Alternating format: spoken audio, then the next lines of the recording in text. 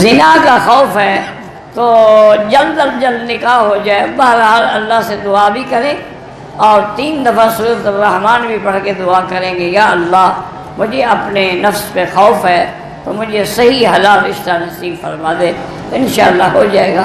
ویسے یہ کوئی اتنی بڑی بات نہیں ہے. صبح نہار میں پانی میں لیمو نچوڑ کے پی لیا کرو، انشاءاللہ سارے غصہ شصہ اور جو بھری ہوئی ہے وہ سب کچھ ختم، ٹھنڈا ہو جائے گا. اور شیشم کا پانی نکال کے اگر 3 دن پی لو تو انشاءاللہ ہمیشہ کے لیے نامرد ہو جاؤ گے. پھر نہ بیوی کی ضرورت ہوگی، نہ شادی کی، نہ نکاح کی.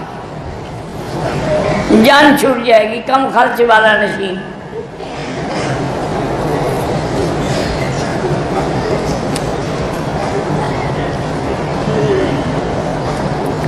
بہرحال انڈیا میں مسلمانوں کو کافروں نے تنگ کر رکھا ہے. اس کی وجہ ہمارے گناہ بھی ہیں اور عدم اتفاق بھی ہے. یقین کریں انڈیا میں مسلمان پاکستان سے زیادہ ہے.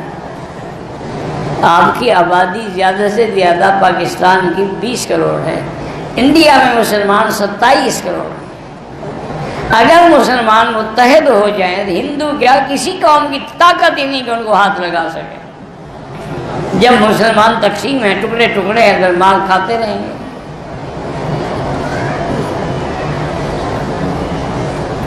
میں نے عمرہ کیا، سارے ارکان کیے، حلق کروا کے احرام ابھی نہیں کھولا تھا کہ خط داڑھی کا بنایا. تو کیا بھائی جب حلق کرا لیا اللہ کے بندے تو احرام کھل جاتا ہے. احرام چادریں کھولنے کا نام نہیں ہے. خدا سے ڈرو، کیوں نہیں سمجھتے ہو مسئلہ؟ تم نے حلق کرا لیا، احرام ختم. چاہے وہی چادریں پہنے رہو یا کپڑے بدل لو.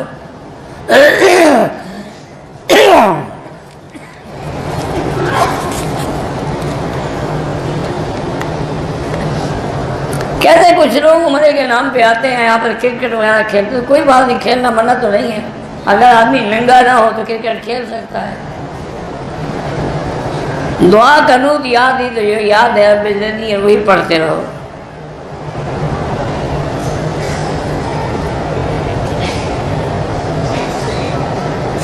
کمبل کو ہم لپیٹ لیں، سردی زیادہ ہو اور منہ کھلا رہے، جائز ہے، کوئی بات نہیں ہے. آج کل بڑے بڑے گرم اوور کوٹ ملتے ہیں، خاص طور پہ یہ نجد کے علاقے میں بڑے ہوتے ہیں، جیسے ریاض ہے، دمام ہے، الخبر ہے، کیونکہ وہاں سردی بہت زیادہ ہے نا. تو وہ بڑی زبردست چیز ہے. وہ ایک پہن لو نا 10 کمبلوں سے زیادہ گرم ہے.